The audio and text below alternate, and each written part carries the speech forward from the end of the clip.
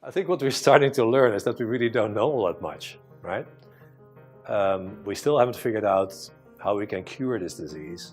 And we find out more and more questions rather than answers. For instance, we now know that Parkinson's disease is not just one disease, but it's a final endpoint of multiple different disease pathways that end up showing the tremors and the stiffness and the slowness.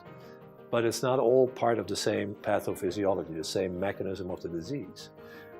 And so it may be that we have to find multiple cures for multiple diseases in order to treat all patients with Parkinson's disease.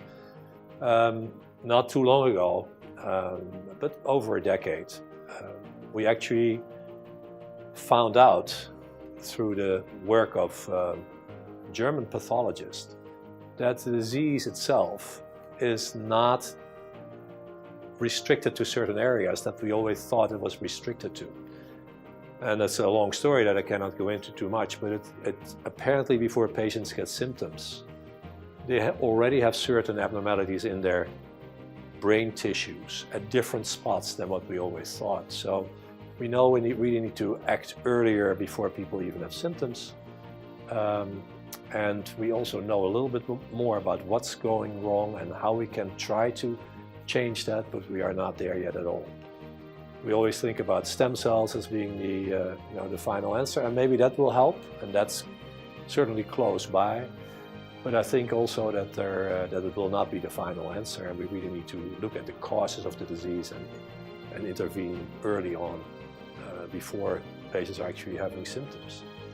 So that brings up a whole other issue. How do you find these people if they don't have any symptoms? Well, maybe there will be some markers that we will recognize in the near future, that we can just do a blood test when people are 5 years old or 10 years old and predict their risk of getting Parkinson's disease. I don't know if that's necessarily a good thing, but if at the same time you can come up with then an early treatment for it and nip it in the bud, then I think that could be a good thing. Other things for the last 20 years now, but it's getting more and more sophisticated. We've been using new treatments such as deep brain stimulation, where electrodes are put in the brain of patients, and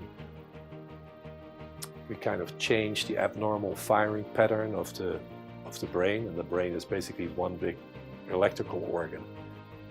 And in the brain of Parkinson patients, we know that certain abnormalities occur that disturb the rhythm of the cells, the discharges of the cells, and by adding a certain current through a wire that goes into the brain, we can actually improve many of the symptoms. It's not a cure, but it treats the symptoms very nicely.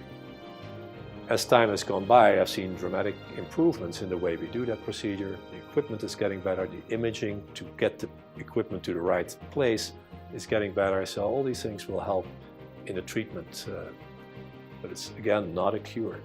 And there's new medications as well.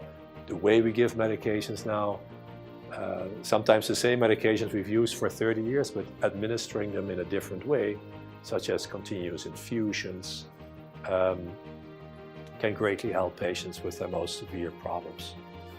So I'm, of course, eager to come up with a cure, and we're working in a lab to come up with something that looks like a potential cure, but I think it's far away. I think there will be more than one cure will be necessary.